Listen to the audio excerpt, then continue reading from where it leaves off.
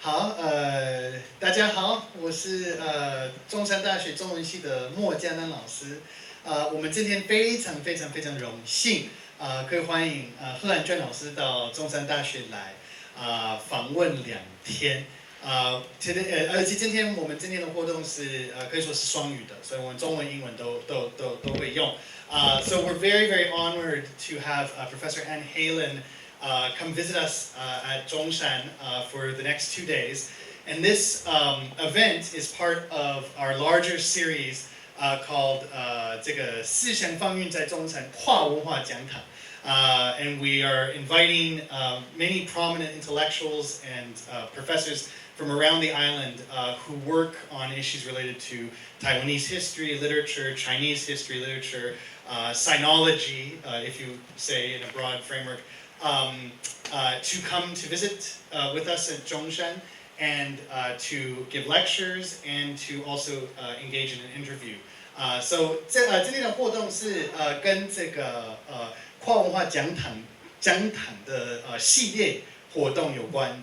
那我们中山中文现在在执行一个教育部的标杆计划。那这个教育部标杆计划的目标就是在中山建构一个国际汉学平台。那这个国际汉学平台就是 a center or a platform of global sinology。我们就邀请台湾国内非常优秀的知识分子，就研究不管是中国历史、中国文学，或是台湾历史、台湾文学，就是可以说中华人文领域的最第一流的、最重要的知识分子，就邀请他们到中山来然后跟我们进行交流、演讲，然后明天比如说明天我跟贺安娟，我们也会进行一个访谈。I will be interviewing Professor Ann Heylen tomorrow morning as part of this larger activity series that we're doing, connected to our platform in global sinology that we're building here. So we're very excited.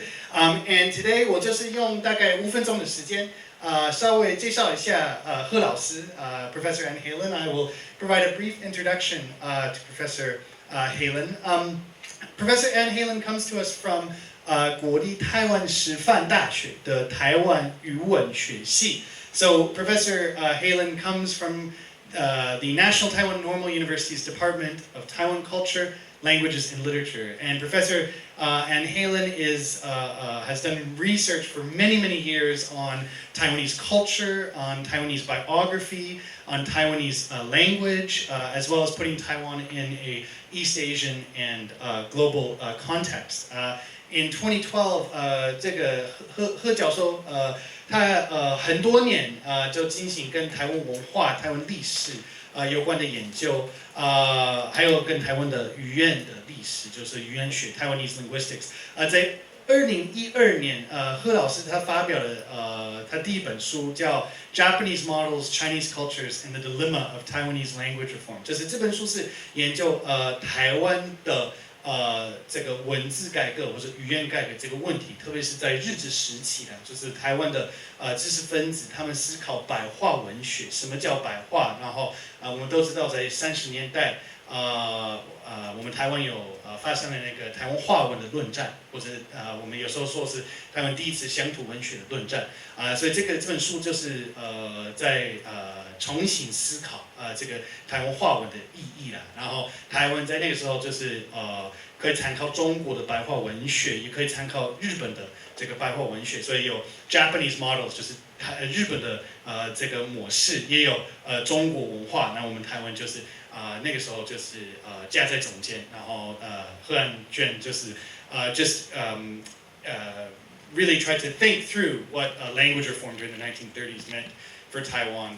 And at that time, there was, of course, many debates about the nature of the vernacular, how you would build a vernacular in Taiwan based on Taiwanese Minnan, and how Taiwanese intellectuals look to Japan, look to China for different models, different ways to think about national literatures. So this was a very important work. And of course, aside from her books, Professor Heylen has published many research articles on linguistic history of Taiwan, the cultural history of Taiwan, going all the way back to the Dutch period. So 贺老师的期刊论文就包含了台湾文化史，一直到这个荷兰时期啦，就是明郑之前的台湾，贺老师也有做这方面的研究，一直从其实荷兰时期一直到日治时期，可以这样讲哦，所以他的研究非常非常完整。我因为时间关系都没有时间一个都讲 ，I don't have time to go through every article, but I did want to highlight. 不好意思 ，I did want to highlight 2 recent articles that Professor 贺安娟 has published. 就是我要稍微讲一下最近贺老师发表的2篇很重要的文章。第一篇是2021年刚刚发表的是 A Sociolinguistic Approach to the Standardization of 台语。In the question for a Taiwanese identity， 就是贺老师研究这个从一个 sociolinguistic， 就是社会语言学的角度去思考台语跟台湾人的认同的关系。那这个是在一个很重要的专书上发表了。那第2篇是Expressing Dynamic Maps through the 17th Century Taiwan Dutch Manuscripts， 就是贺老师除了语言学、文化史之外，他也最近5-6年吧，就是开始研究、开始思考这个 Digital Humanities， 就是这个数位人文而且他是就是看看我们可不可以用一些数位人文的工具去思考、去探讨台湾的历史。所以在这篇文章当中，他看了台湾的那个荷兰时期，就是 the Dutch period， 就是在17世纪的台湾的一些maps， 对不对？的一些地图啦，对。然后我们怎么把它们数位化，然后把它们来做数位的档案，然后这样的一个数位化的过程可以带来什么样的一个研究的成果？对。So she has been interested in the digital humanities for a number of years now, and for example, in this article, she talks about how the digitization of maps during the that come from the Dutch period in Taiwanese history, what that does for our research, how we can use these digital tools, how we can make these maps more accessible, and what we can learn about the Dutch period. So, Professor Heylen is a very, very a comprehensive scholar, someone who has worked at Shida for many, many years. Also, 最后朋友们，贺安娟也是欧洲的台湾研究的协会的 European Association of Taiwan Studies， 他也是那个协会的一个领导，可以这样讲，就是一个非常重要的领导。所以他在欧洲其实已经好几年就一直不断的推动台湾研究。所以他也是可以说台湾跟欧洲的一个非常重要的桥梁。She has worked in the European Association of Taiwan Studies for many, many years. I believe she's now the treasurer. But she has been a leader in that group for many years. And so Professor Heylen is a real bridge between Taiwan and Europe intellectually. And finally, 不好意思，我讲那么久，他也在师大建构应该说师大台文系的台湾文化研究中心。所以他2009年就建立了一个受到科技部、教育部支持的一个研究中心。所以我们明天会讨论，如果我们中山要建立我们自己的一个国际汉学的研究中心，这个过程是怎么样？So Professor Heylen is also the founder of a research center dedicated to Taiwan culture at Shida, and that was founded in 2009. And it has now over 12 years of history. And to be able to have 12年一直不断的执行一个研究中心，在台湾真的是不容易的事情。It's very difficult. So she has done many amazing things, both domestically and internationally. And so 我们非常荣幸今天可以欢迎贺安娟老师到中山大学。那朋友们，我们用很热烈的掌声欢迎贺老师。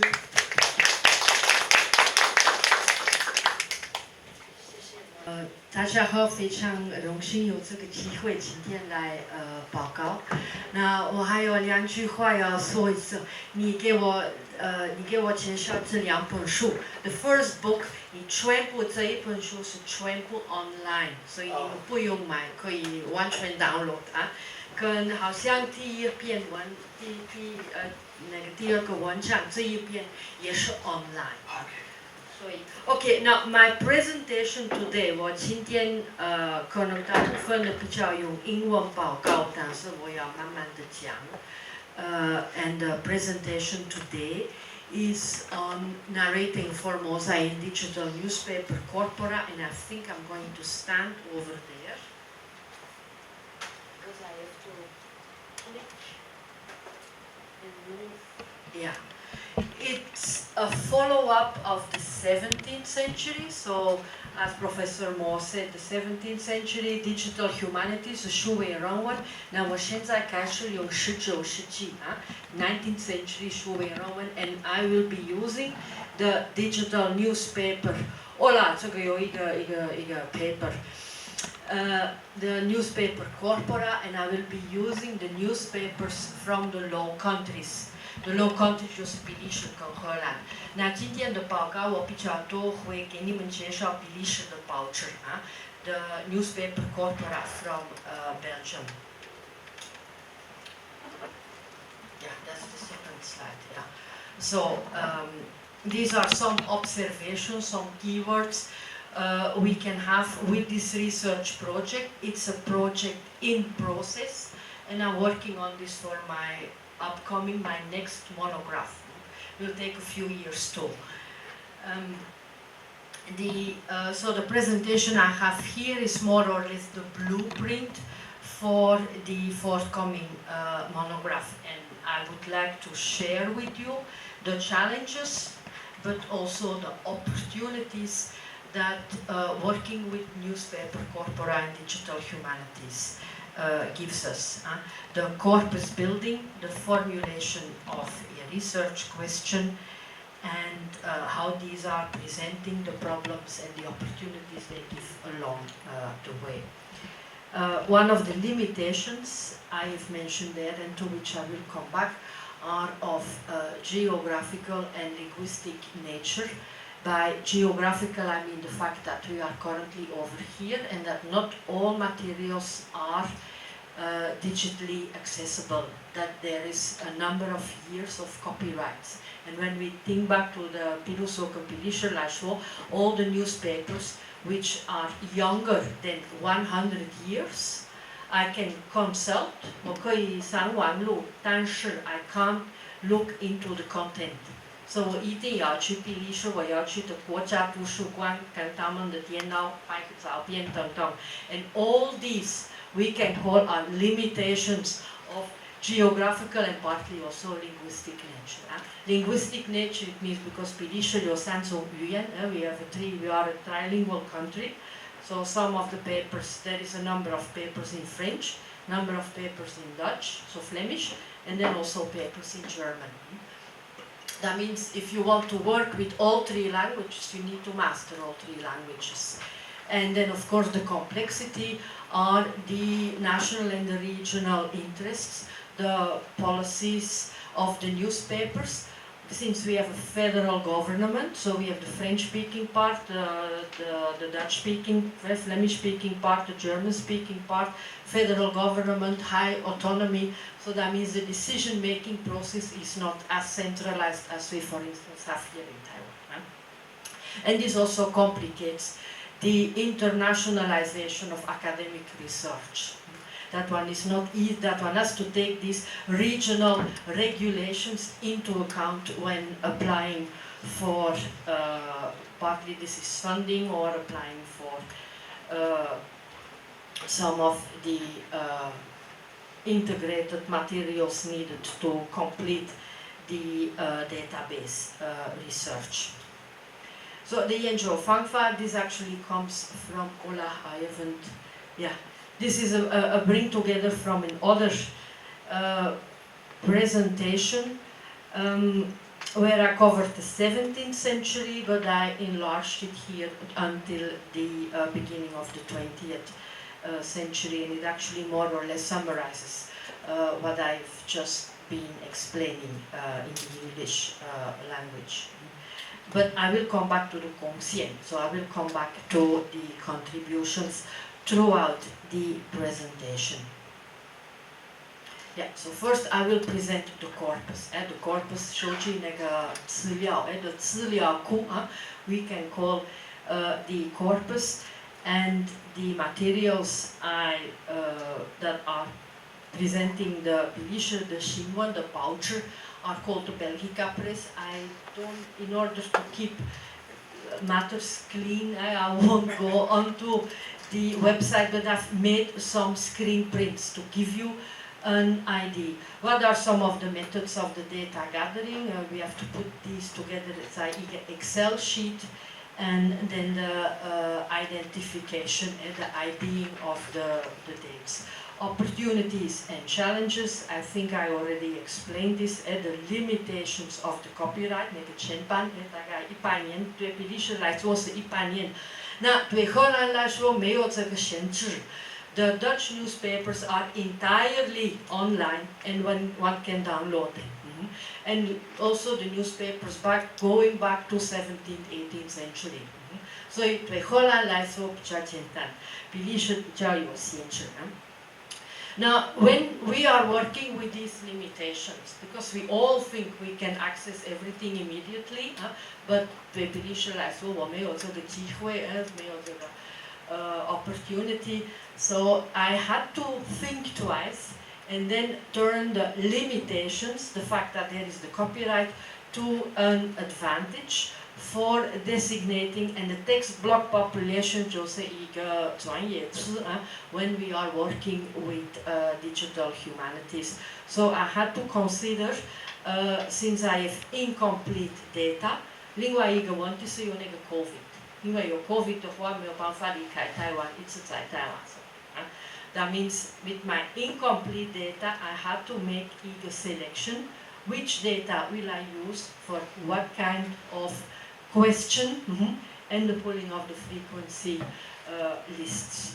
And this is mainly what I have been doing the past couple of months. I also will come back on what it means by addressing the research question from the perspective of the source, from the newspaper, what it says in the newspaper, or from the perspective of the researcher. So why am I, as a researcher, looking at these newspapers? What do I want to find?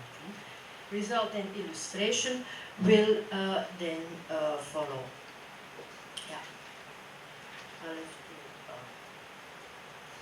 So these are now some examples of the Belgian, the Belgica Press, so the newspaper digital collection, the papers that are online. This is not in the English language, it's in the Dutch language, but we can see, so we have an option to search, that's the top one, which you know by the icon, the loop, the Dutch language, the French language, and the English language.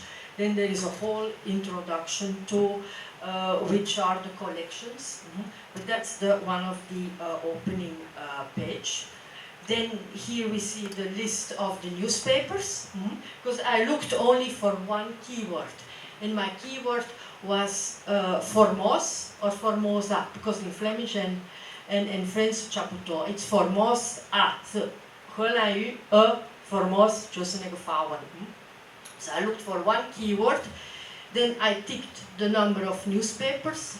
These are the French-speaking newspapers, and then here you have the time, the dates, and the languages, and then click on chercher, click on search, and then the papers come up. But once the paper is younger than Ipanien, then this newspaper can only be viewed from within the Royal Library of Belgium. Now, luckily the library is next to the Bulusayer Hochezang. So I don't need to take the bus to get there. I can take the train, off the train, next door is the library. Yeah, for instance here,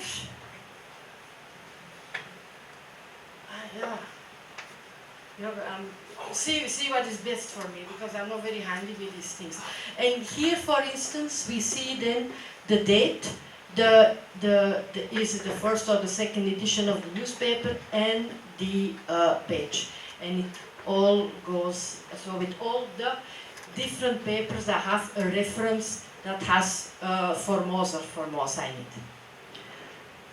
So the picture to the left then gives you a pull-out of the keyword search Formosa, where the section is on the newspaper sheet, the broadsheet itself, and then the ones to the right I've kind of enlarged a little bit as the one from 1884. Okay, we can access from wherever we are.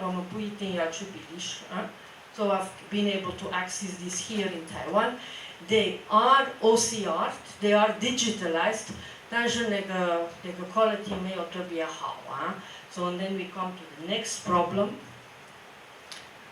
because it's more like microfiche, microfilm. Yeah. Then we come to the next issue when the paper is less than 100 years. That means I am sitting at the library, I take a picture with my phone, I send this over here, I take it to the print store, the Yingdian, the copy store, and then if I need the information, we kind of circle, and I have to find somebody who is willing to do the typing. Yeah? And the typing, because of the OCR quality, is not that good. Okay, in the coming years we changed a lot. Yeah. So, and this is then one of the first results of the basic material from which we then can start pulling the frequency lists. So this is on the left the name of the paper, the date, and then the sections. Given the limitations, I decided to look at the keyword, 10 lines up and 10 lines down. So, 比如说一个 section 里面 in the newspaper, and like for instance here, well, then I can start pointing. I know this is not too. Okay, we're getting to the lead. So here the word Formosa. So because this is in the middle of a text, I type the title, then the section in which 在这一段有 Formosa 这个字, and then I went like up 10 lines or the beginning of the paragraph and down. And that's the text population I'm working with. Because in order to do everything, it would take too long. And this is what I mean by turning the limitations of the data into an opportunity to work with. And of course, when it's sections like this, when it's only the title that has the word Formosa, then I don't need to put the text. When in here, in this text, your Formosa 这个字, 比如说这里, then I type this section, and 这一段呢就可以了. So this is the work that I've been doing with some of the assistants for the past couple of years. Yeah. And then you come to this list, and this is then the Excel sheet with which we can pull frequency lists and matrix forms and collocates and concordances and not just corpus linguistics, the Kongju, and critical discourse analysis. What else is also useful is sometimes you can really map photo caption, that there are like photographs in the paper, because this also tells us something about the representation of at the time it was called Formosa in the newspaper press. Okay, so more examples of the name of the journals. I've been working on one article and looking at how Taiwan was represented in 1949 and 1950, and it's still referred to as Formosa, and not really the word Taiwan. 这个比较晚。So with of course one has to call the newspapers and so on. Some examples of pulling some graphs with the dates, the references of the newspapers, because that's all the purpose of pulling these data and interpreting them. But how can we start interpreting these data? Yeah. So I have to come back to the previous slide in order to move on after having shown you the number of examples from the data and what can we do with this data. Yeah. I may have said that too. So it's basically the curiosity, in what context do we mention, or does Formosa Taiwan come up in the newspapers? And then we search for critical knowledge. And our research basically is an intellectual exercise. It's interdisciplinary because we use different methodologies from different fields, and now we have to sum everything. And the purpose is to present, taking into account the limitations, a pilot study, because I can't work with the full corpus. I have a limited corpus, and the findings from there I can then suggest for working with a bigger corpus. Yeah? So with the suggestions for a larger corpus. The aim is to raise awareness, we have to use some fancy words occasionally too, in which discourses shape our attitudes towards a particular topic, and this is definitely the case for newspapers. Newspapers have a certain ideology, and by repeating particular, using a certain rhetoric, this instills certain ideas in the readership. Yeah? Then how can we do this? Investigating and raising this awareness, we use then critical discourse analysis, and corpus linguistic, the Kongju. And these are then the frequency lists, concordances, and collocation. Analysis, and that's then the Enjo Fangfa, and we look for themes, the thematic analysis, then we look for the semantic, what are the relations between the different themes and how do they function, then the final one into a network. And then we combine with this the perspective, do we treat the data and interpret the data from the perspective of the source, chosen in the newspaper, or from the researcher. I'll have some examples here, and these are also examples in French. So these are a number of sections that we put onto the frequency, onto the Excel sheet, and then with the collocation, you take a number of words with Formosa in the middle, to the left and to the right. And then you can start investigating what is the semantic meaning from these, the prosody, and so on. So these words I'm still in the process of starting actually, because I first tend to work with the Dutch language, the Flemish newspapers. It's a matter of choice, although the French papers are more complete, and I will come to this as well. So it's actually very labor-intensive work. Voilà. So then the formulation of the research questions, what does the corpus tell us about how today we perceive the topic, the sujet and the fabula, and that needs to be developed further too. What are the themes that surface? How do they relate to one another? And what meaning does that create? And identify whether we are talking about collective group behavior. The rationale, the reason why I want to do this actually, is, and then I tend to go back to the work by Howard Zinn and Joseph Berkover, where the past always, we look at the past in order to understand the present. to kind of enlighten us with the issues we're dealing with today. If we look at either the immediate past or the distant past, how can they kind of elucidate us a little bit? Then conceptual framework, I base myself, and this is fairly recent, the topic, the frame of historical narration, in which I've explained in the next slide, where historical narration, two dimensions, it has a discourse and it has a story, and in function of the above, the research questions can be either corpus or data-driven.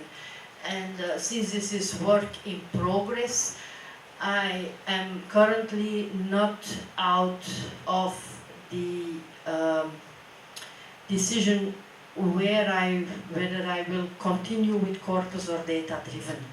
So that's currently kind of an issue I'm struggling with.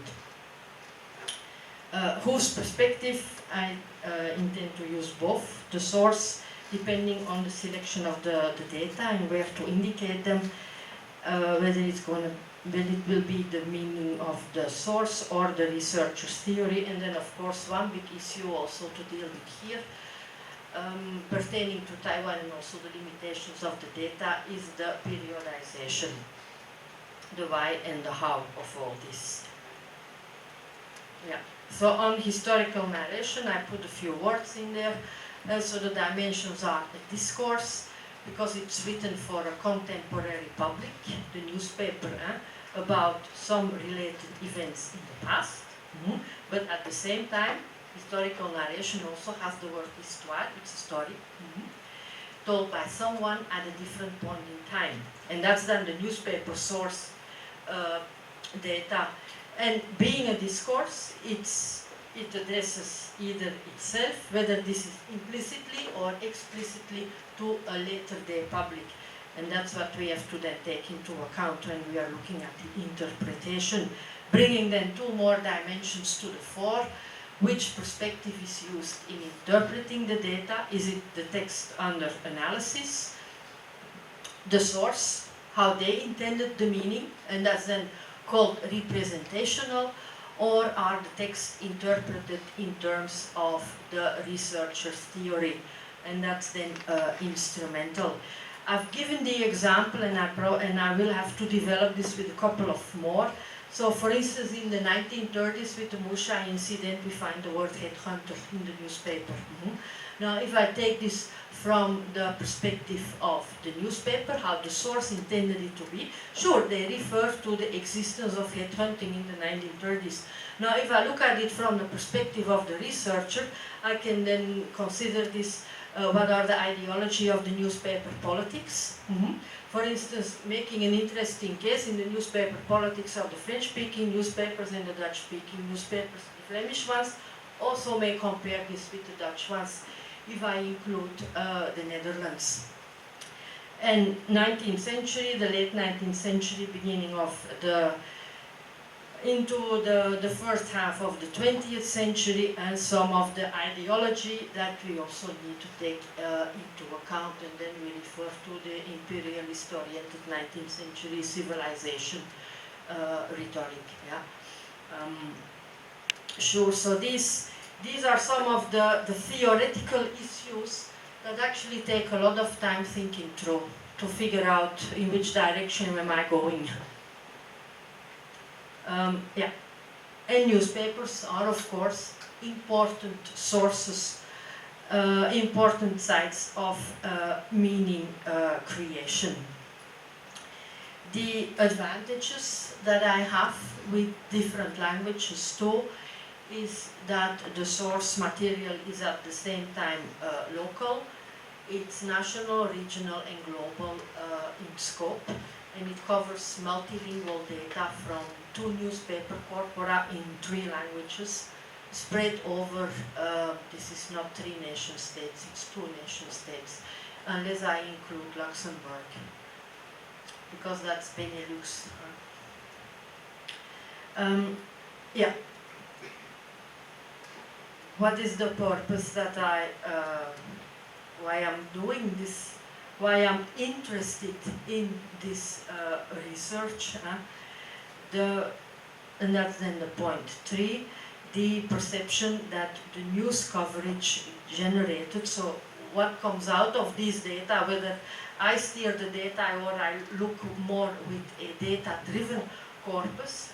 I have a couple of keywords, I have a textual analysis, and then I compare what the frequency lists from the other data, what they say, whether they converge or not. Sometimes it's not really clear to myself, so that's why we need to spend a lot of time on it, and including the reading. So the idea for me is not so much what it says, what is written at the moment and printed in time, but what this moment in time actually by the publishing date reveals about particular word choices, the layouts. So where is actually Formosa framed? Is it in international relations? Is it in a fait divers?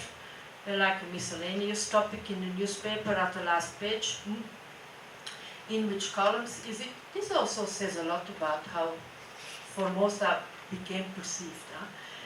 And in terms of an important word, positioning it as an item of newsworthiness. What actually are the news pointers? What are the key terms that make Formosa as an idea, as a concept, as an important idea to be mentioned in the newspaper, and why made it the news in the first place? So that's actually the main rationale that I have for embarking on this project, bringing them in the corpus linguistic tools, critical discourse analysis, because I don't come from that field. That's why it's interdisciplinary for me too. And later on then the historical narration. Okay. So the overarching research questions, how is the Formosa discourse constructed? And what are the changes in the discourses over time? Which themes have become more pronounced, or which themes have been lost or diluted? And then we can go like Piruswa and take the example from 1830 all the way till 1950. I won't go beyond 1950 because I have to stop and start somewhere. So the work is from 1830 until 1950. The 1830 newspapers, they are only in French. So the Flemish newspapers come much later. And that is then the problems you have with the periodization. Because I have to combine and put two different language sources together and still come to a common understanding. Then what are the main differences and similarities, as what I refer to, between the newspapers? How does each source problematize and normalize, and what does that actually tell us? What is the language revealing or hiding? And then you come to this critical discourse analysis. How is the proximity, and that's actually the agency, that's the key, one of the key pointers. I work with the notion of the concept of proximity, constructed within the relation between the framings, and so the framings in the newspaper and the actual circumstances. And what these data inform us about international relations, that's then the Guoji in which Taiwan features on explaining political issues today. And to what extent do these framings and representations reinforce and challenge?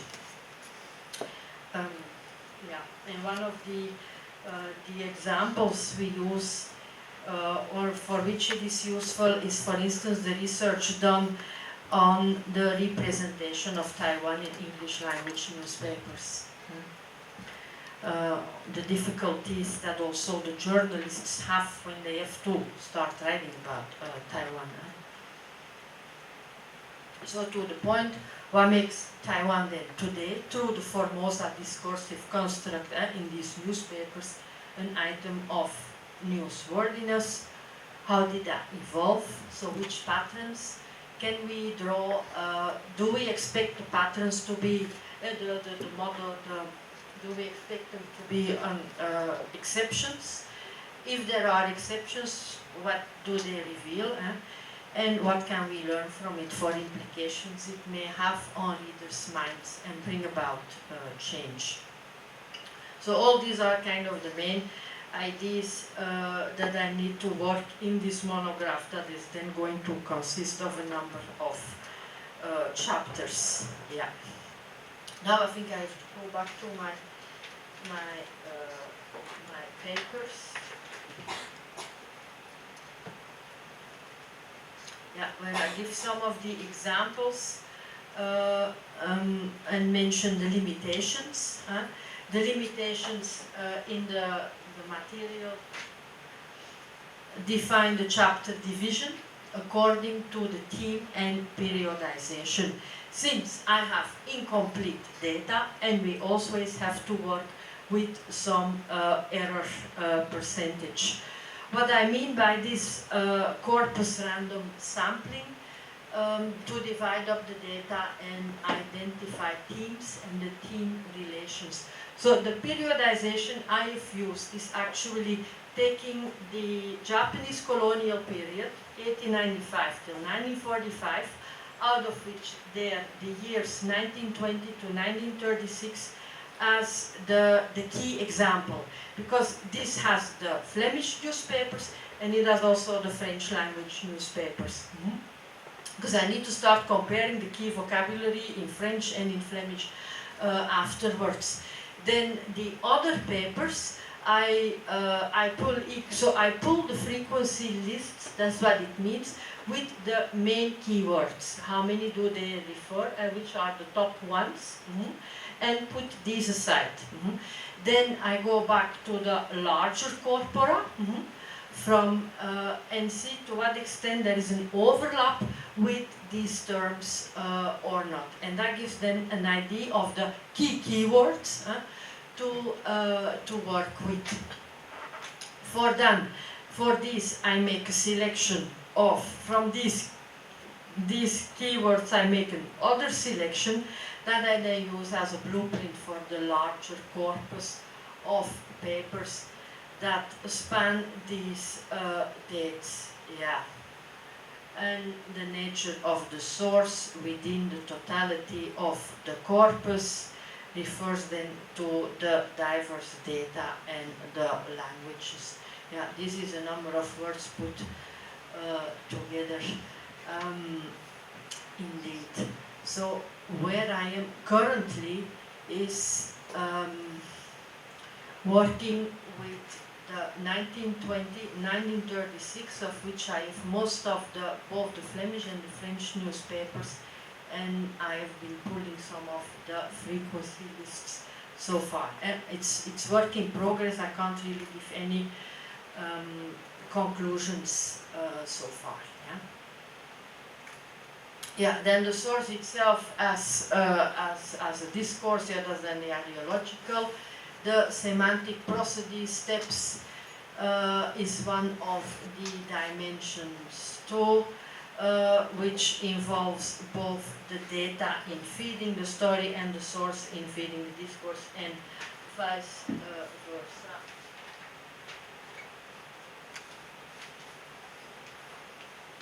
Yeah, which has more explanation on here. Yeah.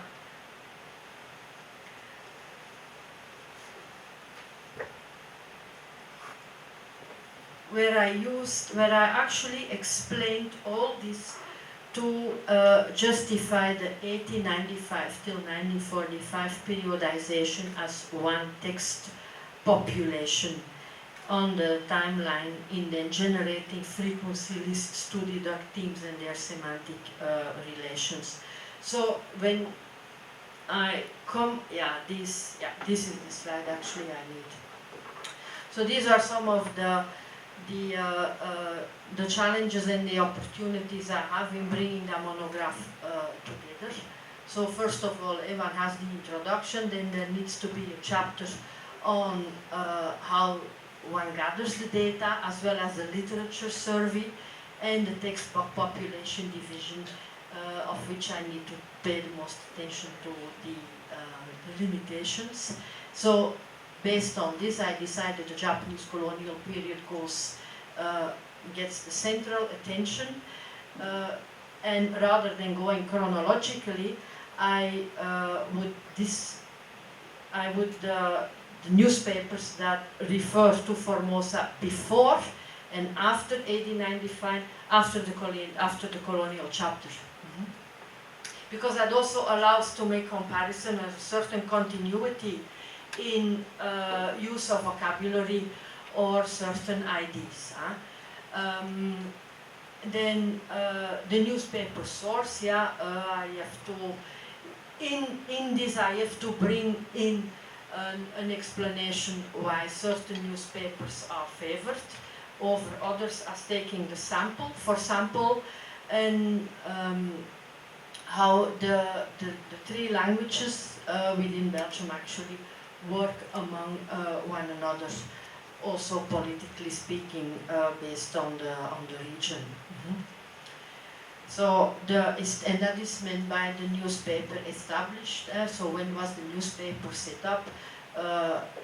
Will I develop like a separate chapter to this, or will I integrate them? All this comes out throughout. Then the terminology and the textual analysis, because we all need to do a little bit of textual analysis. You can't work only with the data. What are the exceptions? Section on the non-relevance, because not every single highlighted word Formosa refers to Taiwan. Some of the Formosa refers to the naming of housing estates, steamers. So for instance, a newspaper from Antwerp, which is a harbor city, you have a whole reference of Formosa, but it's actually not referring to Taiwan. It's one of the steamers who is called Formosa. And then you have like an extremely high number of references of Formosa, but nothing has to do with Taiwan. Still, it's representative. I have to include it somehow in the description. Formosa also refers to one of the, I think it's in Panama. No, it's in Paraguay. We have a few other references to Formosa where it has actually nothing related to Taiwan itself. What I have not mentioned here, but which is equally on the list, is what are some of the synonyms for Formosa as well. Then, so error as opportunity, where it's not referring to Taiwan.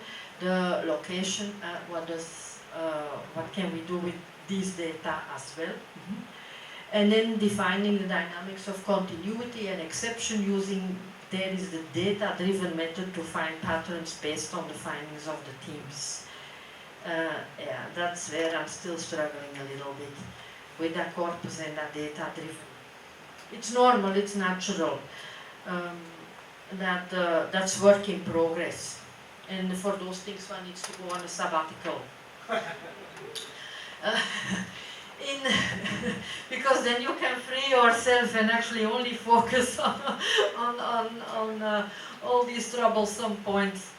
A few more findings and then future research in historical narration. So how to deduct language as a tool of ideology and item of newsworthiness, because that's what it's all about. And what keeps the terms reappear as an item of newsworthiness. For instance, one finding is Taiwan always appears in the news when there is a disaster. Now, these days it's changing a little bit, but we really see this through the newspapers. It's earthquake, it's flood, it's never the good things. Then I figured out a number of references that occur in the Japanese colonial days. It's very much towards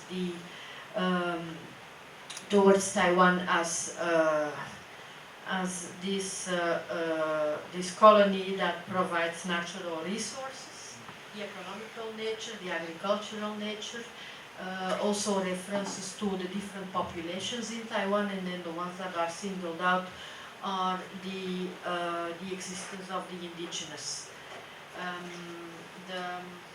The Bank of Taiwan who went bankrupt, that is news too. So actually Taiwan, which is understandable during the colonial period, comes into the news as a Japanese colony.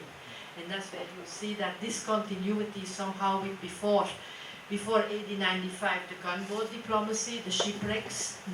Also we see there a difference between the newspapers written in French and the newspapers in Flemish, which are actually much later. Interesting part also is, and that comes more out in the 1940s, because I haven't looked at the colonial period yet for that one. What are the news agencies that the Flemish newspapers and the French language newspapers refer to? So where do they draw their information from? They're like Reuters, the Associated Press. How does that work within for instance, the English, the news from Great Britain? Then in the early post-war years, you see also the TASS, the Moscow, the Soviet newspaper agencies. Then with the outbreak of the Korean War, you have the Taiwan. I mean, Taiwan is not really mentioned. It's really still Formosa or nationalist China occasionally. The role of Taiwan within the outbreak of the Korean War, how that functions in the representation actually of the American discourse, and the creation of the Red Menace. So that's one of the chapters I have been contributing to. And how so that creation of the determined policy, undetermined, and the Red Menace, how is that represented in a newspaper which is on the other side of the world, across the Atlantic, who has also different relations with communists, with the Soviet, and the whole Cold War.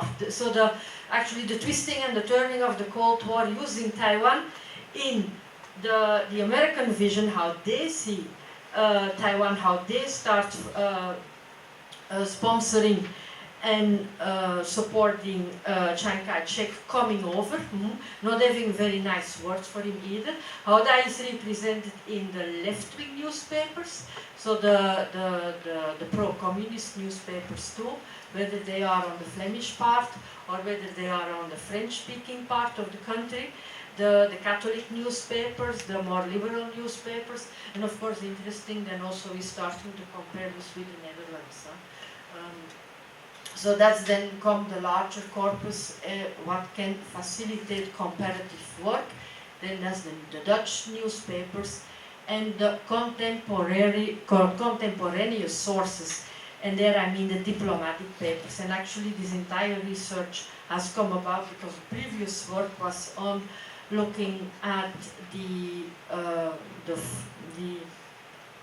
foreign affairs, the Belgian diplomatic correspondence sent to Brussels from the embassy in Japan and the consulates in China.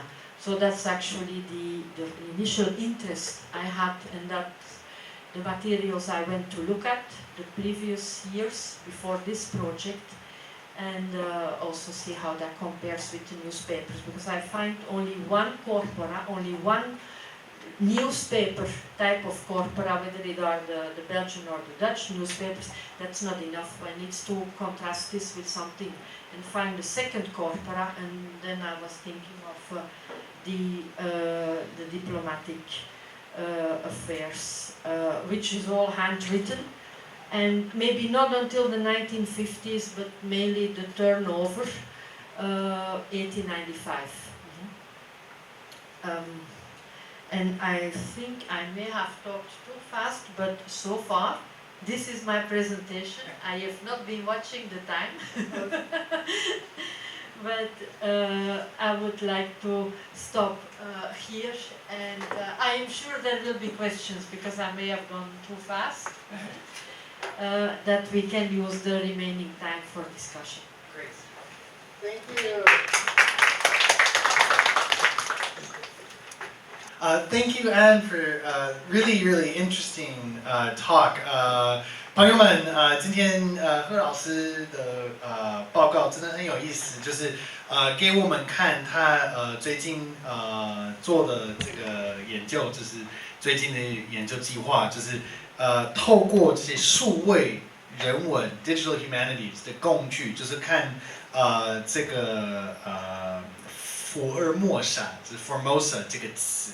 在比利时的报纸，从1830年到1950年，大概120年的时间当中，就是这些报纸，比利时的报纸是怎么描述福尔摩沙，就是怎么讨论，怎么描述这个福尔摩沙这个概念，或者对，所以他是要看这个海外的社会，特别是比利时就欧洲的报纸，怎么描述，怎么讨论，就是福尔摩沙作为一个概念，在这个欧洲，在19世纪、20世纪的欧洲，怎么出现，在欧洲人的报纸上，怎么出现在欧洲人的面前，这是非常有意思，真的非常有意思。It's a very interesting project, and it shows us the power of these digital tools, right? That we now can search. We have a keyword like Formosa, and you can search in the 比利时的国家图书馆. It's the Belgian national.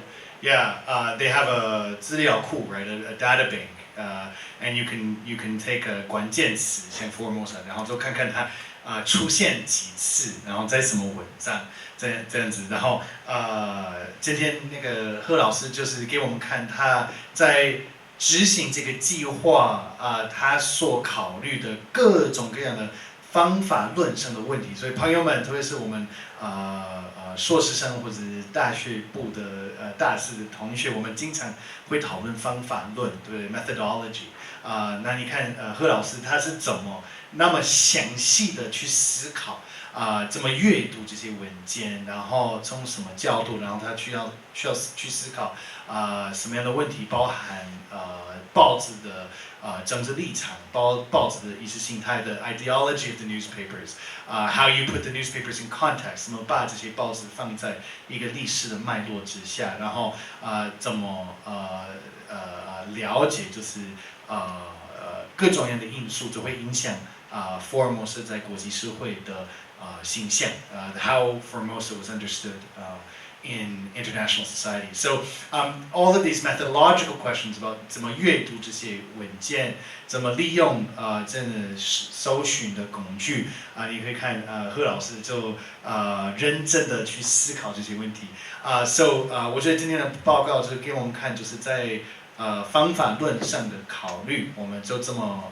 在执行一个计划之前要思考什么问题好，那 I think我自己有很多问题，但是 I know I have some questions I'd like to ask, but I think I'll turn over the floor to our audience and to ask Professor Heylen about this really interesting and exciting new project about searching for Formosa in these Belgian newspapers.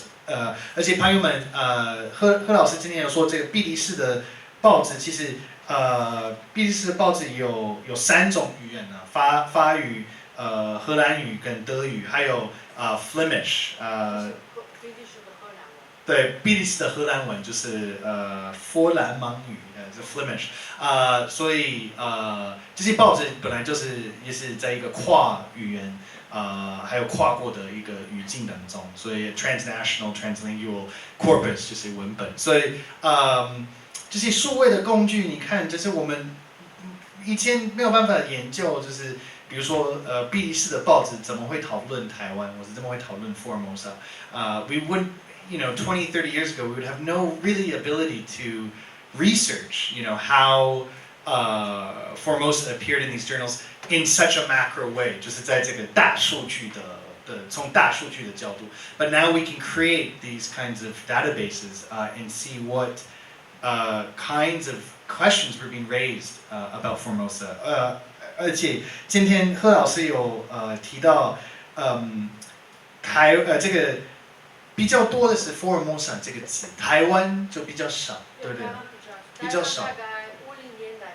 对，50年代我们才在国际报纸上看到台湾这个字，以前是好像福尔摩沙比较对，然后在这些比利时的报纸，如果在台湾或者在福尔摩沙一些自然的灾难发生，像地震啊 earthquakes 或者盐水等等，这个可能是会被比利时的报纸报道，所以一方面台湾就出现是在一个大自然的灾难啊，然后在日治时期之后，当然这个福尔摩沙是被看成是日本的殖民地，所以他们比较会讨论就是台湾或者福尔摩沙作为经济的一个重要的殖民地，就是从经济的角度，台湾可以提供的什么样的 economic resources 就是经济的资源，所以我们要么是natural disasters， 要么是 it's either about natural disasters or about extracting， 对，就是挖掘了台湾的资源，然后把台湾当做一个殖民地嘛，对啊，所以这个我觉得是非常有意思的研究，我很期待。I'm very much looking forward to the book, and to think about the ways these discourses come together， 就是这些不同的论述，怎么描述，怎么给国际社会当时给国际社会一种对台湾、对福尔摩沙的影响。好，那我这个大概是一个简单的概括。That's about a kind of a basic summary of the talk, and so I guess we'll just open it up for questions. I don't know if Marcy or yeah. I know you're working with a lot of languages, so don't take this question as. Yeah, just for the. I know you're working with a lot of languages. Yeah, I can hear you. Yeah, you can hear me okay. I don't know if they can.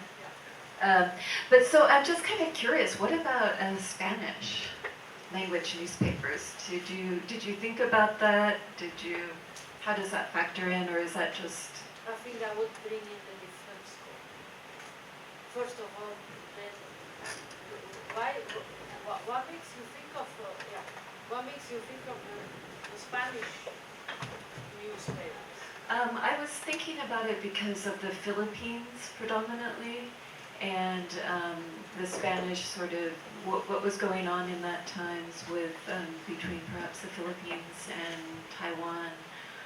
Also in terms of 1895, 1910, sort of negotiations between the U.S. and Japan over the Philippines, that sort of gave the okay for. Yeah, I'm just curious. I don't really know. I mean, in part, I'm asking out of ignorance.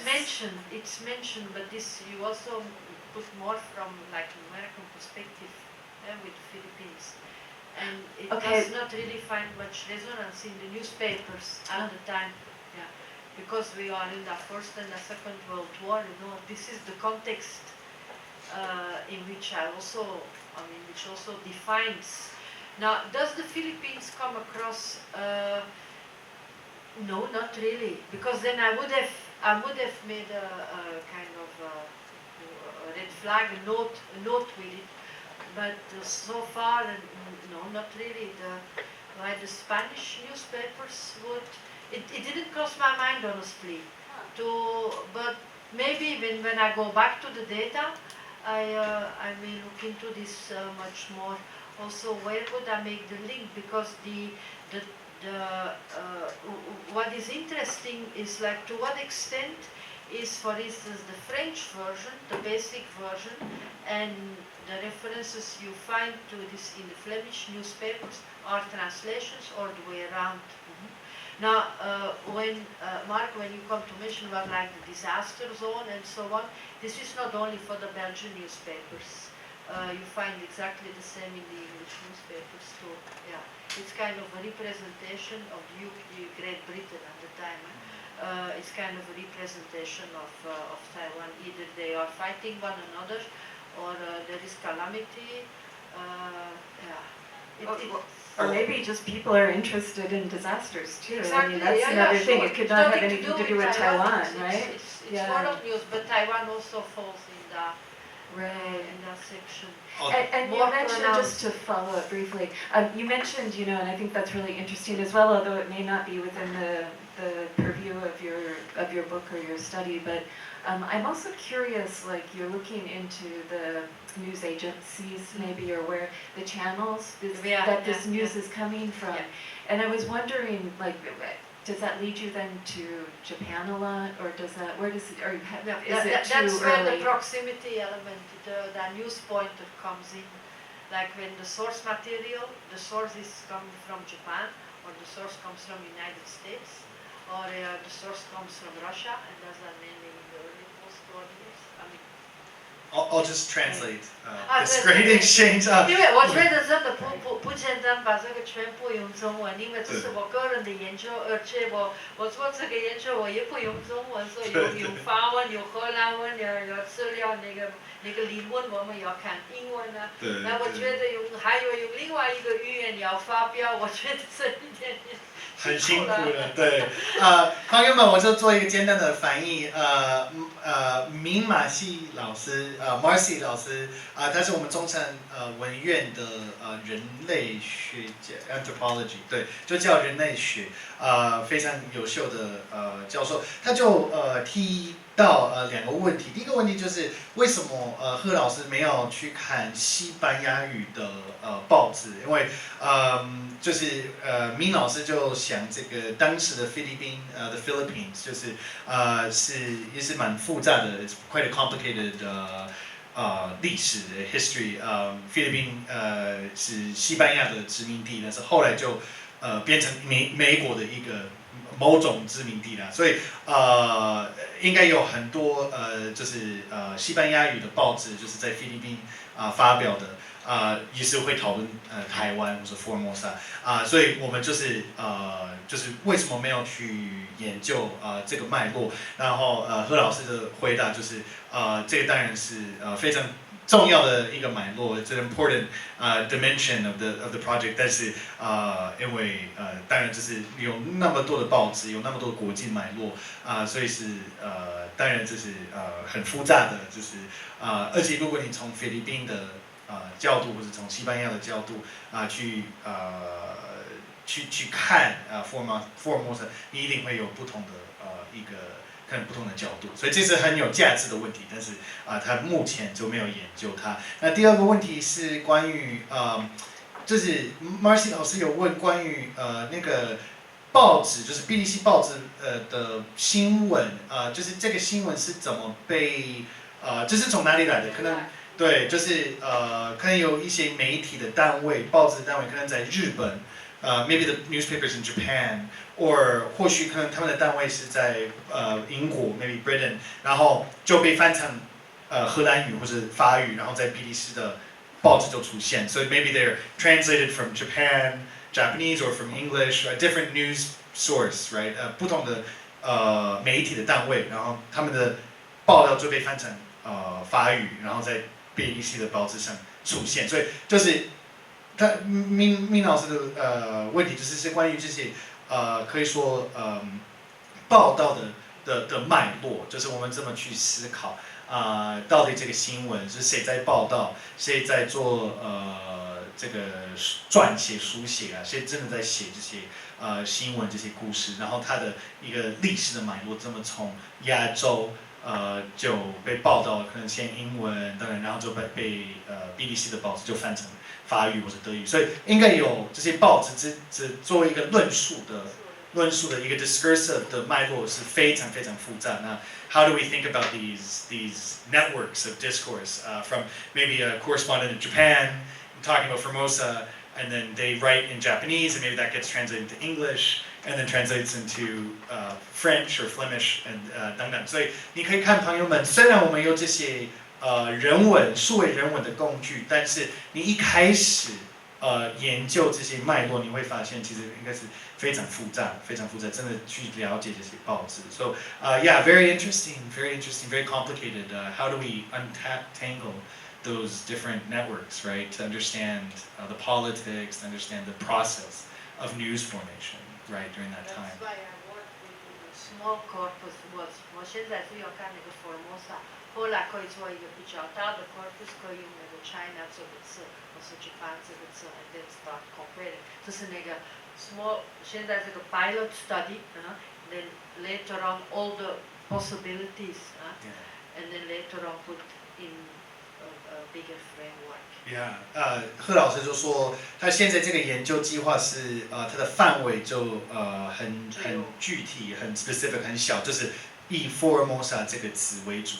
但是后来如果你用中华或者其他的关键词，你可以把它扩大，或许你就是加不同的报纸，不一定是比利时，应该英国、法国的国家图书馆也应该有数位的报纸。所以这个 Digital Humanities 就是人文数位人文应该是一个蛮有发展蛮有发展的空间的一个领域。It's a very developing field. You can think of different ways in which you can map all of these reporting, all these newspapers using these digital tools. So it's quite interesting.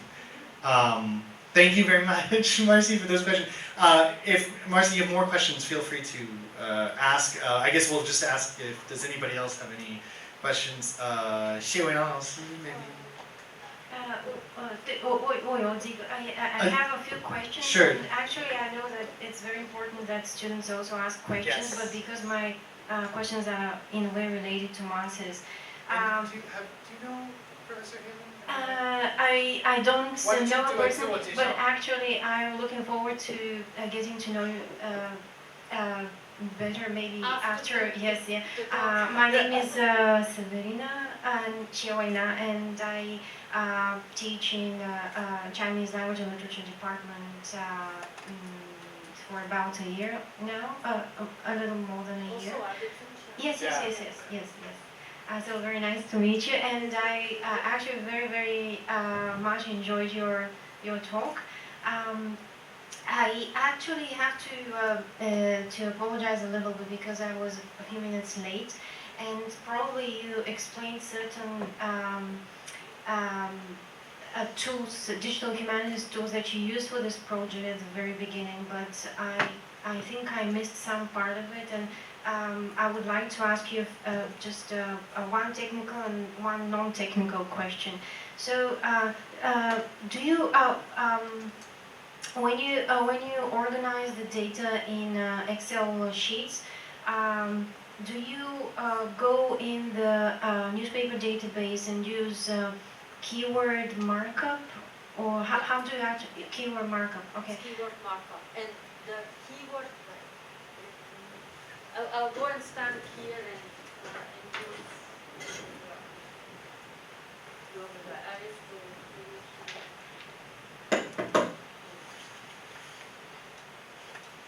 Let me go to the slide. Yeah, so it's all the way up the start. So here, yeah.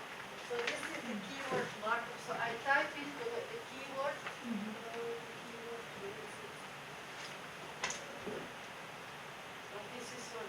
Formosa up there. Right. So the text, so the top one takes to Remoa, and then I type in Formosa. So that is arranged by the news. So in the database, I can access from here.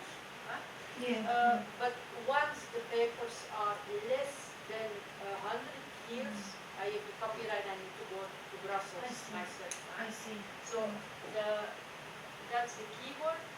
As you can see to the left. Then Formosa lights up. Yes. And but since these are the older papers, so making a scan in OCR, I did before, and it's illegible. It's simply the quality of the newspaper at the time. It's too old. So when you then OCR, because with OCR you can then have it in Word format, it's too shady. So there is too much shadow, shade, so that means you can't really read the letters. I tried. So, and then they said, okay, we switch it down. You have to type yourself. Yes. So you basically have a preliminary decided on a set of keywords. One keyword. I call it one keyword. Only one keyword Yeah. Formosa. Yeah. And so that's the main keyword, and that's where I go to corpus building. It's the keyword Formosa, and then I do a small textual analysis Yes. through the context, and then I see. decide myself on other keywords. Oh, so okay. it's Okay. not like pulling the frequency list where the word the and it is like 150 times. I pull that list too, but that's not the list I want. I see. So you in fact work on the so-called collocation of words Yeah. from this core key term. And I see. that's where I see that when you say you came later, because like for instance, is it this one?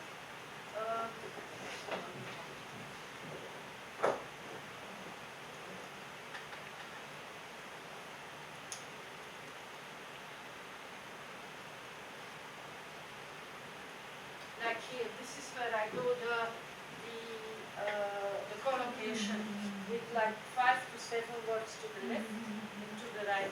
Yeah. And that's how you can decide the semantic relation, Yes. which words come out, and then it becomes interesting.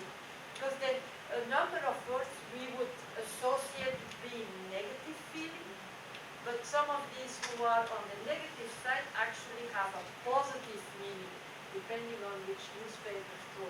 And that's of course the ideology of the newspaper, whether it's a left-wing newspaper or a more right-wing newspaper.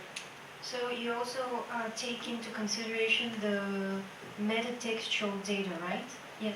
And so in relation to this question is my next question. I noticed that you when you define the analysis, you put analysis on 3 levels: thematic, semantic, and network. What do you mean by network? Is it the network of all these keywords within the text or outside this, the so-called metatextual environment? Network analysis is where specific keywords actually link through their semantic meaning with other words we would not particularly expect to be part of. So that's the network. So it's like outside. I see. Okay. And I'm sorry for this, but No, it's what fine. kind of network analysis tools do you use? I'm not there yet. Oh, okay. That's it. Okay. That's where I'm started. I see. That are the points. I'm not there yet. Okay. I'm still with the thematic, and then slowly the semantic. And the semantic I still have to do for actually most of Japanese colonial period. Thank But you. the network one, I know that For that's later stage. that's later stage. 谢文老 Thank 师 you.，你要翻译吗？朋友们，这是简单的翻译，就是谢老师有问关于一些方法论的问题，特别是就是贺老师是怎么阅读这个数据嘛，这个 data， 然后它有3种方式，一个是thematic， 就是主体 theme， 对不对啦？就是一个看看 Formosa 在什么主体下出现。第二个是semantic， 就是词汇，所以就是在 Formosa 你怎么被 Formosa Formosa 怎么被形容啊？就是在 Formosa 旁边有什么样的词汇，那是正面还是负面？是怎么样的一个故事里面，或是什么样的语境当中就出现了。所以一个是词汇，一个是主体 thematic semantic， 还有第3个就是network， 就是网络，意思说不只是一个文章，对不对？就好几篇文章。那如果你就是要思考一下，这是 Formosa 在什么样的一个论述的网络当中出现，我们怎么去思考这样的，所以一篇文章跟另外一篇文章的关系是什么，或者 Formosa 的跟 Formosa 有关的文章，还有其他的可能跟亚洲或者跟大陆或者等等，就是我们可以画出什么样的网络，什么样的 network。但是贺老师强调就是他还在主体 thematic 跟词汇的部分，那个网络的部分，它这个是可能明年休假的时候可以做得到对，好，那我们就继续让老师们跟同学们提问。杨雅慧老师，你有问题吗？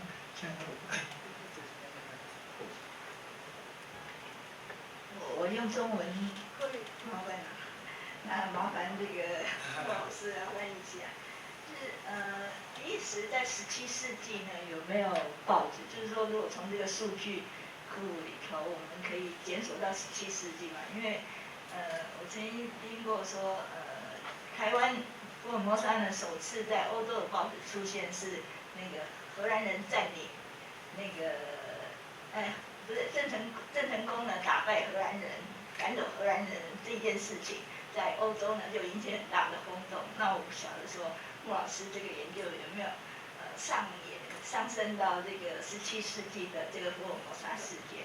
好，杨老师，其实这个我可以。对，我先翻译一下。杨雅慧老师question is just if in the 17th century were there newspaper reports on Taiwan, particularly after Koxinga, after Zhang Cangong defeated the Dutch and sent them leaving Taiwan. This in Europe, of course, was a big thing, right? An important news item, an important world historical event that the Dutch had been defeated by a Ming loyalist regime. And so, how, if we think about back to the 17th century, what are the kinds of newspaper or media reporting or discourse? 杨老师，谢谢您的问题。那我简单的回答说，比利时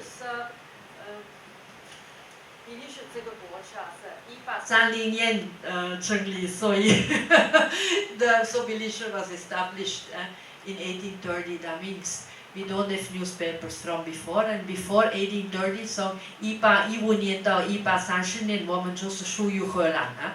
We were part of the Netherlands. We were the southern Netherlands, which we were in the 17th century under the Spanish too. But 来回答您的问题，就是讨论这个荷兰时代啊。荷兰时代在荷兰的报纸，因为我今天没有谈到荷兰的报纸，我只有谈到那个比利时的报纸。那当然，荷兰的报纸同时就在荷兰的报纸，在他们巴达维亚，在印尼他们的殖民地，他们也有成立一些荷兰文的报纸。所以这个资料我目前还没有开始讨论，我们还没有开始研究。But definitely there is research on that talks about Taiwan being Formosa, being a Dutch colony in the Dutch newspapers. But and the Dutch newspapers had papers established in the Netherlands, I mean the Dutch Republic, but also they had 3 or 4 Dutch papers in the Dutch East Indies, in Batavia. So yes, this is work I will include. Now, when it comes to the Belgian newspapers, 对比利时的报纸来说，他们有没有谈到这个17世纪在Formosa就是一个荷兰的那个殖民地，那个 the Dutch Formosa 有 Sometimes there are references. 我发现到有一些报纸有一些文章，他们会提到这个17世纪Formosa就是荷兰的，对。But 没有很多，而且 when there is reference to the 17th century, it's usually in a longer article. And the longer articles, I have made a note, and there are not too many, so I can order these I can order these entirely rather than having to type them and make a separate discussion. But it is the introduction to, in the 17th century, Taiwan was this very fruitful, very rich colony. 他们是不是用那个 colony 这个词？这个我也要看一下。What is the vocabulary there? Yeah. But when it comes to Belgium itself, we were part of the we don't have newspapers going all the way back to the 17th century. 这真的是荷兰这个国家的历史没有比利时。非常感谢贺老师的回答。如果其他的杨慧老师，你要补充吗？还是可以啊？好，谢谢那同学们，对，张同学是不是？不是杨。哦，对，杨如冰的杨，对，拍谁？因为今天的座位都不一样啊，所以对。杨同学是政经系的，不是我们中文系，是政经系的大四的同学，他也有去过欧洲。对，所以杨同学，谢谢你。So may I use the Chinese? Oh no. English is good too. English is great. Yeah. No, Chinese. Okay. Please, thank you. 就是我不太熟悉就是这样子的研究方法，所以我想要就是第一个想要先了解就是后面有提到从 Formosa 然后去 Taiwan 这样子的一个 tendency， 它是在这里的研究里面是不是就是指因为 Formosa 这样子的一个 keyword 它本身是有跟 Taiwan 做连接，台湾有成为它一个形容词吗？没有，我。Oh, I'll just. Tongshui Yang, our student, our colleague, asked just about the Taiwan-Formosa relation. So that's quite interesting. I didn't actually know that Taiwan didn't appear as often as I thought. I didn't know Formosa was really the key word as opposed to Taiwan. So our classmate just asked, how do we think about that relationship between Taiwan? For example, if you search Taiwan, 如果你搜寻台湾, I'd be quite curious to know what appears in the 比利时 newspapers. Not much. If you typed in Taiwan as the keyword. It's Taiwan 这个 keyword. 台湾这个 keyword 是比较晚，对，台湾也比较代表那个 political relations, the political concept, and what you also notice, and this is, I mean, I haven't looked before if after 1950我真的到1950年就停止了啊，because then I had to come back to Taiwan, holiday over, so.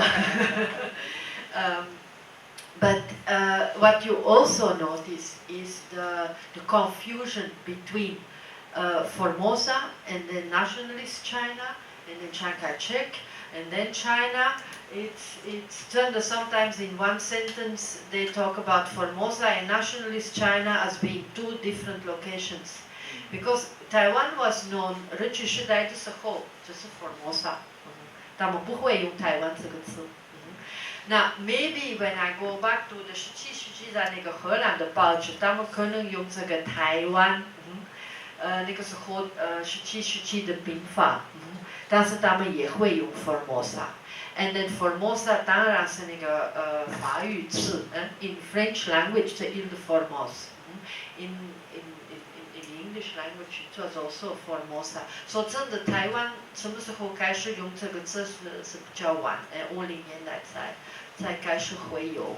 Sometimes I found also Taipei 也会代表台湾。Not yet Chinese Taipei, that's much later. So the relation in the relation between Formosa and Taiwan. Of course, in the monograph itself, I am interested how Taiwan is represented in the Belgian newspapers. But I have to go through the Formosa discourse. Because Taiwan is only used much later. So now, how is Taiwan represented in the Belgian newspapers or the Low Countries?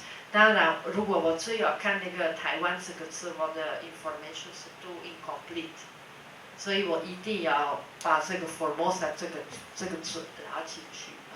That's why. But the title, okay, maybe I can use Formosa somewhere in the title too. But I'm actually interested in how is Taiwan perceived in the news and what a case study. 就是以比利时为depending maybe Luxembourg, because a couple of newspapers there too.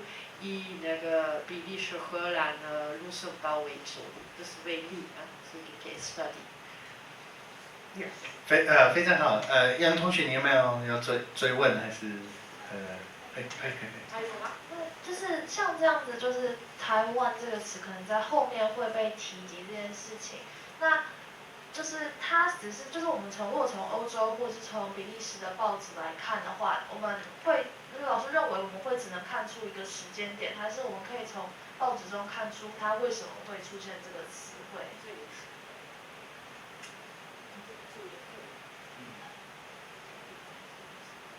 就是这个也是很好的研究问题。对，好，太好了。好，那朋友们，趁机会我们还有13分钟，何老师刚刚讲的，就是他这个计划，就是后来会发表的书，就是基本上是关心就是台湾这么在国际社会上，在国际的报纸上怎么被描述了 ，How is Taiwan depicted？ 这个你可以看这个台湾在世界的历史上这个问题的重要性这个现在是我们这个贺安娟所代表的这个台湾研究非常关心的问题，所以刘同学然后先刘同学，然后一位，先刘同学，谢谢。Okay, I wanna ask questions. Does Formosa will be considered as a political entity or just a place name? Because the word we use embody our political identity, ethnic identity. So when Europeans use Formosa, did you consider we as a country or political entity? Yeah, 当然 okay, the question is when I look at Formosa, is it a cultural or a political entity? In the data I use, I have to also consider it as a political entity because it was a colony of Japan. But the word Taiwan was simply not there. So Taiwan 就是代表 Formosa 代表台湾是这个意思啊。So it's both a cultural and a political entity depending on where it fits within the context. Okay.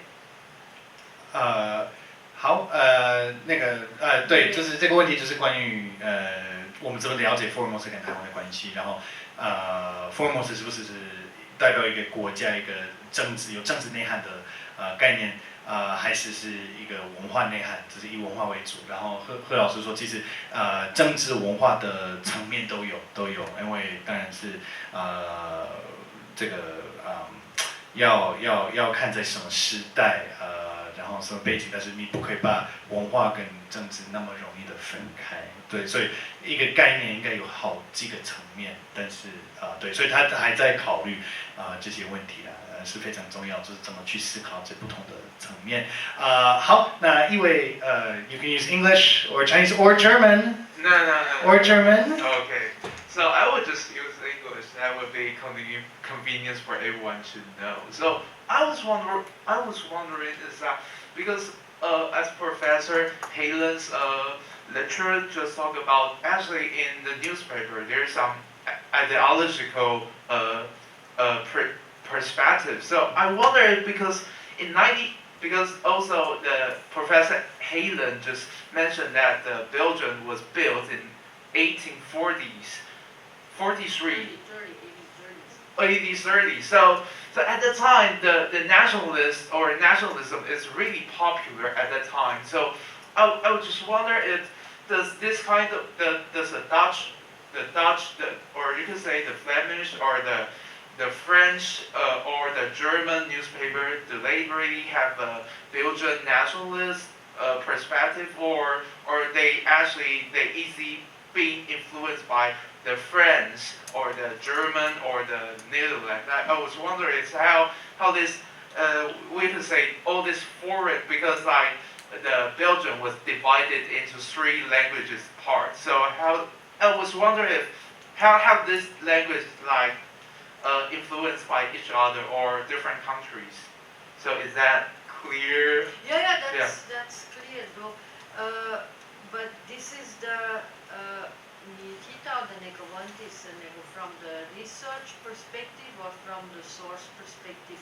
那但是我们不会忘记，我们不再讨论比利时的政治，比利时这个国家的事情，就是一个国外很远国外的事情，就是 Formosa 啊。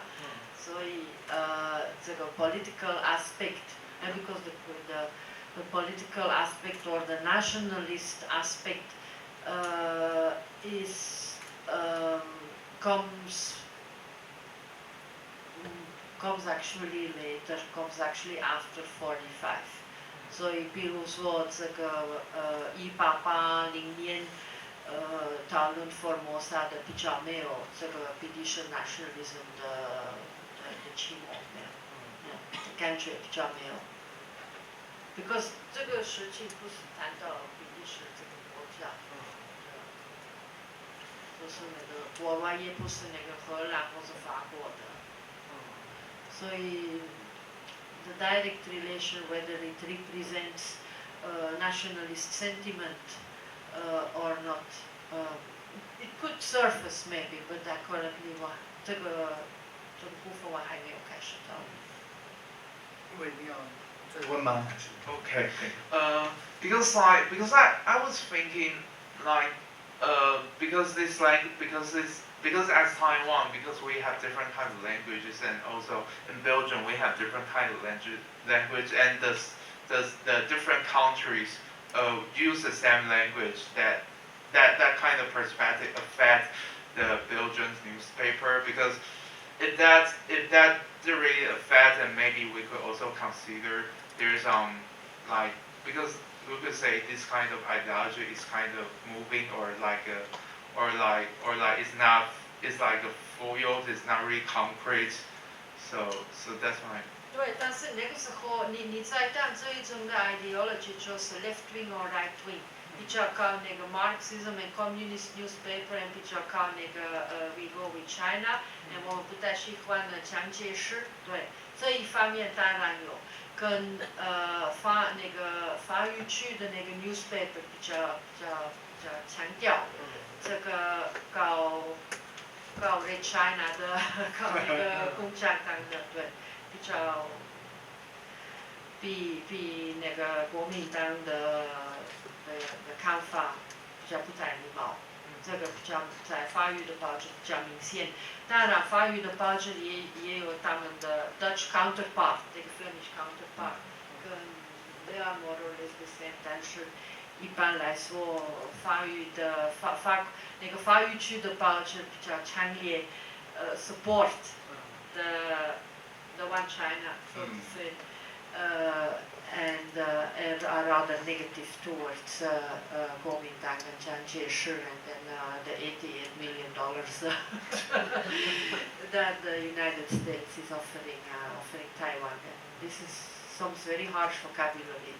有的时候真的他们用的词汇很不礼貌。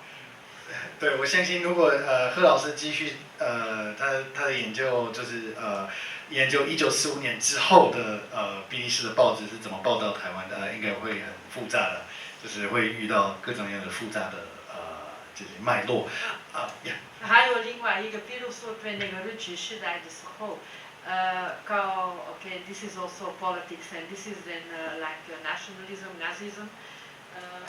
The late 1920s, 1930s, 对，20、30年代的时候有一些报纸，就是那个荷语区的报纸。So these are the Flemish newspapers, the Dutch-speaking newspapers. Some of the editors and the editors of the newspaper, the people who established the newspaper, 他们比较靠那个德国方面。And then this is before the outbreak of the Second World War. This is in the this is the mid. This is this is not the first or the second. No, this is before. I have two examples, and currently I'm mixing them up with two different newspapers. And one of the newspaper founders, he then becomes. This is with the Second World War. He in the late 1930s becomes increasingly sympathetic to to German Nazism, and this also really reflects in the newspaper coverage on Formosa as a Japanese colony. Right. Yeah. But that's what I have to go further into, because I just touched on that last week. 贺老师说，其实在1945年之前，在有比利时的一些比较右派的报纸，就比较支持德国的法西斯主义的政府，他们在报道福尔摩沙，他们是很支持日本，因为当然那个时候日本跟德国是有一个联盟啊，所以他们他们的政治立场也会影响他们的对福尔摩沙的报道而且对日本在福尔摩沙的这个政权，对，所以其实1945年之前的政治问题也蛮复杂的，也很复杂的好，朋友们，我们还有可能3分钟、5分钟，我要鼓励更多的同学提问，就是趁机会跟一个台湾研究的大师互动一下，对。Hi, Professor, and thank you for your sharing on this interesting topic. And I have a question about, as you said, there are many different perspectives and ideology from different countries, and after you collect those data and those information, how would you conclude the information you know? And how do you think what's the most important or core value of studying this topic? Will you be helpful in Taiwan or like for Belgium, as Belgium was also colonial by Holland? Thank you. Okay, thank you. I can't give any conclusions yet because it's work in progress. So it would be not fair to give a conclusion now. But the second question is the contribution.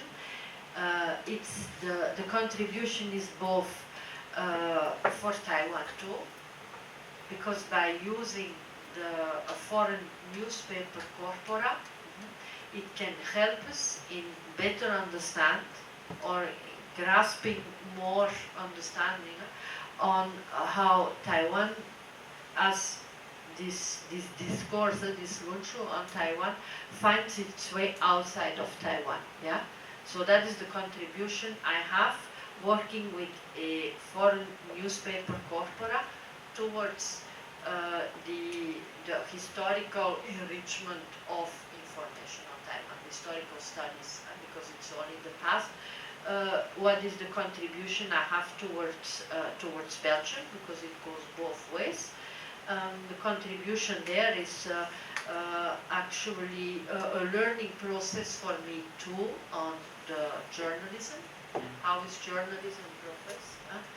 And with the particular findings I may have, it may be helpful talking to journalists, approaching politicians, institutions, and hopefully we can then kind of also see a little bit deeper in why the journalists keep using particular words in referring to Taiwan. It's actually for bringing about eager change. Why do we have to continue using the renegade province? This is one of these terms. Where does it come from? Which life, what is the Milo, the framework in which some of these vocabularies, 最终的词汇 found their existence and continue to be used. So that's actually the purpose and the contribution that I want to have.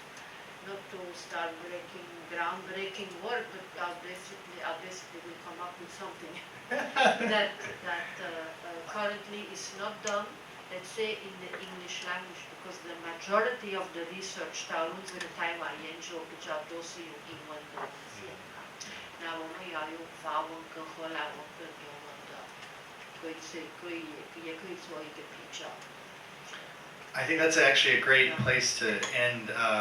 我觉得这个作为一个总结是非常好，非常恰当。我就简单的翻译了，因为我觉得你刚刚回答的问题，你刚刚的答案就是很重要，就是也非常值得被翻成中文。就是我们的同学有问，就是贺安卷的这个研究计划的最重要的贡献，对台湾的贡献，还有对比利时的贡献是什么？其实非常好的问题。然后贺老师说，对台湾的贡献或者台湾学术界的贡献，就是让我们进一步的了解台湾跟世界历史的关系，就是台湾是 world history， 就是世界历史的一部分。台湾在国际平台上，在国际的舞台上，其实一直以来是有声音的，或者有被报道、被讨论但是我们要了解这些国际的脉络，这个声音，这个不同的论述，而且我们这个台湾研究大部分的研究只是以美国、加拿大或者英国就是英文的资料为主，所以我们很少就是有机会看到像比利时的报纸是怎么报道台湾，所以这个可以进一步的让我们了解台湾的这个可以说它的国际的脉络，或者台湾在国际社会的以前扮演什么角色，发挥什么作用，这个是非常重要。而且不管是台湾的历史也好，或者台湾的文学，现在我知道我们北部的同仁非常的重视台湾跟世界的关系像黄梅尔那个最近发表的台湾与世界文学或者台湾作为世界文学，所以我们现在研究台湾文学的同仁也是要了解世界跟台湾的这些连接这个是对台湾研究的贡献。那对比利时的贡献就是贺安卷会进一步的了解比利时的媒体的历史、报纸的历史，还有他们用的一些词汇、用的一些词、用的一些论述的历史的来源比如说在海外媒体报道台湾、讨论台湾的时候，他们经常会用一些词，像 renegade province， 就是分裂的省。这个词，那就经常在英文看到这个词，但是贺老师要就是了解这些词到底是从哪里来的，他们什么时候开始把台湾看成这样子，然后在分裂的省之前有这个18、19、20世纪的历史，可能在分裂之省之前，我们有福尔摩沙，我们有台湾，有不同的词，所以这个是可以让它跟比利时的媒体工作者编辑啦、出版社、出版家交流对话，让他们了解其实台湾这个字或者 Formosa 这个字，这有非常复杂的历史然后可能他们也可以进一步的了解他们自己作为媒体的工作者的历史，所以对，就是对这些我们这么描述台湾，我们这么形容台湾的历史更有敏感度更有 sensitivity我觉得这个也是对比利时一个是很重要的贡献所以我们非常期待这本书我觉得今天我们又听到一个真的很有意思的报告那我就把最后几分钟就交给贺老师你可以做任何的你想要做的总结补充any kind of final thoughts if you wanted to share with us or not one of the final thoughts I would like to share that's all already okay but I actually spotted we have one of our students here too no okay 后来我们可以去讨论but one of the overwhelming thoughts to wrap up